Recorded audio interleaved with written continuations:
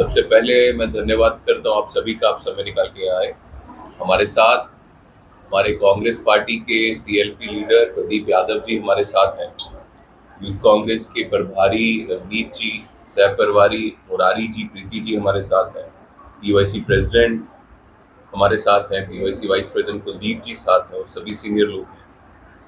आज यहाँ आने का मकसद ये है कि जब से राहुल गांधी जी जो देश के नेता विपक्ष हैं, उन्होंने ये कहा है कि पेपर लीक माफिया जो है, पेपर लीक जो है वो एक बीमारी बन चुका है पूरे देश भर में। बीजेपी और बीजेपी के लोग, खासकर वो देश का गद्दार जिसका नाम धर्मेंद्र प्रधान है, जो बीजेपी का शिक्षा मंत्री है, और पैसों के लालच में पेपर लीक करवा रहा है, देश का भविष्य अंधकार में डाल रहा है, देश के नौजवानों का, छात्रों का भविष्य अंधकार में डाल रहा है।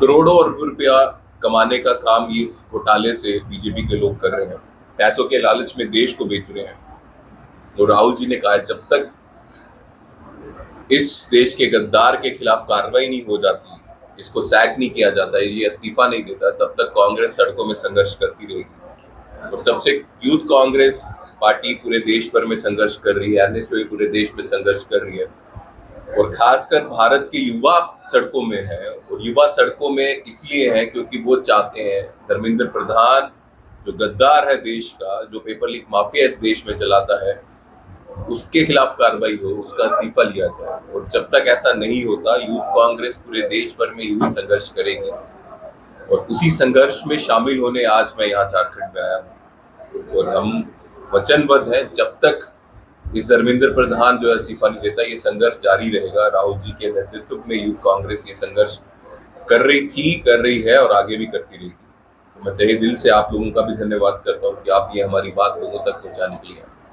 धन्यवाद सर। बड़े बड़े विपरीत परिस्थिति हमारे देश ने देखी है, इससे बड़े बड़े फाइनेंशियल क्राइसिस हमारे देश ने देखे हैं, लेकिन वो कांग्रेस पार्टी और डॉक्टर मनमोहन सिंह जी का विजन था, फॉरेन पॉलिसीज थी, जो देश के लोगों को उसका प्रहार नहीं सहना पड़ा, महंगाई नहीं सहना पड़ा। ये बिल्कुल बीजेपी की विफल विदेश नीतियां हैं जिसके कारण आज हम ये मुश्किल पूरे देश के लोग झेल रहे हैं। हमें याद होगा 3 महीने पहले राहुल गांधी जी हर जगह बोलते थे कि आर्थिक संकट देश में आने वाला है, पेट्रोल डीजल के दाम बढ़ जाएंगे और महंगाई हो जाएगी, सरकार को इस बारे में सोचना चाहिए। और सरकार ने इस बारे में कुछ नहीं सोचा। और अब मोदी जी की नींद कुछ दिन पहले जागी, जब नींद से जागे तो बोल रहे हैं सोना नहीं खरीदो, ये ना करो, वो ना करो। ये विदेश नीति का नुकसान है। जब वो देश जिसकी कोई हैसियत नहीं, पाकिस्तान जैसा देश एक मीडियोकर का काम कर रहा है ईरान और अमेरिका का युद्ध रोकने के लिए, और यहाँ पे हम लोग बिल्कुल साइडलाइन हुए हैं।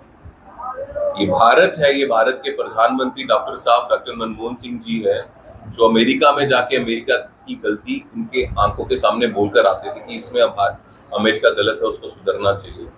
और आज अमेरिका का प्रेसिडेंट बोलता है कि भारत को कि 30 दिन की परमिशन दिए जाओ, रशिया से तेल ले लो, उसके बाद नहीं खरीदने दूंगा। और हम कुछ नहीं बोलते, हम चुप्पी साधे बैठते हैं। पहली बार इतिहास में ऐसा हुआ कि अमेरिका का प्रेसिडेंट बोलता है कि इंडिया पाकिस्तान का सीज फायर अमेरिका ने करवा दिया और कश्मीर इशू मैं सॉल्व कर दूंगा। भारत के प्रधानमंत्री चुप्पी डाले बैठते हैं, कुछ जवाब नहीं देते। इससे पहले जितनी भी सरकारें आई, उसमें अटल बिहारी वाजपेयी जी की भी सरकार थी, कभी भी अमेरिका हो या कोई भी देश हो, उसकी इतनी हिम्मत नहीं हुई है बोलने की सीज फायर मैं करा दूंगा, कश्मीर का मुद्दा मैं सॉल्व कर दूंगा।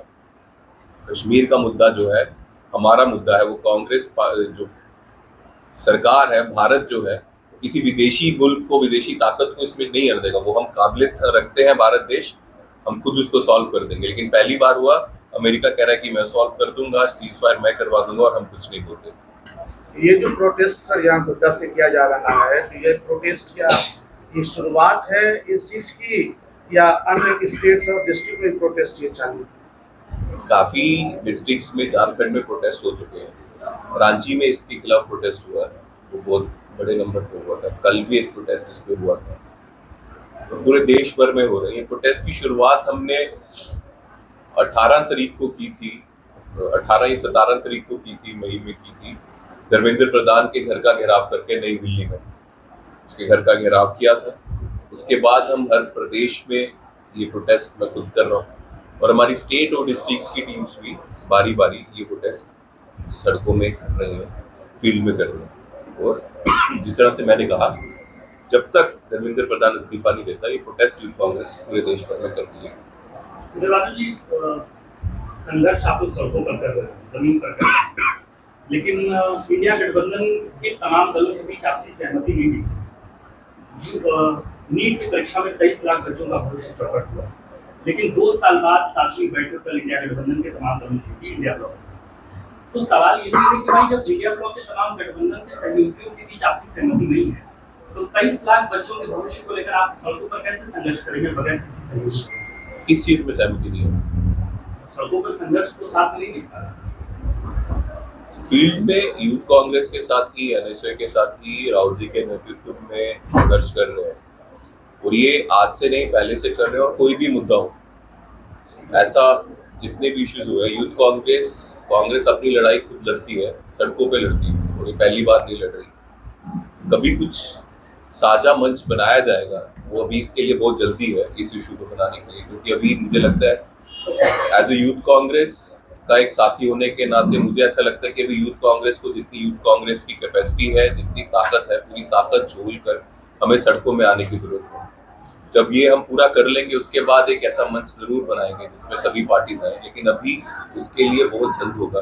अभी मैं जानता हूँ यूथ कांग्रेस के साथी पूरे देश भर में, उनमें भी रोष है कि जिस तरह से पेपर माफिया बीजेपी चला रही है, और हम पूरी शक्ति से, जैसे आज यहाँ पे कर रहे हैं, पूरे देश भर में ये प्रोटेस्ट कर रहे हैं।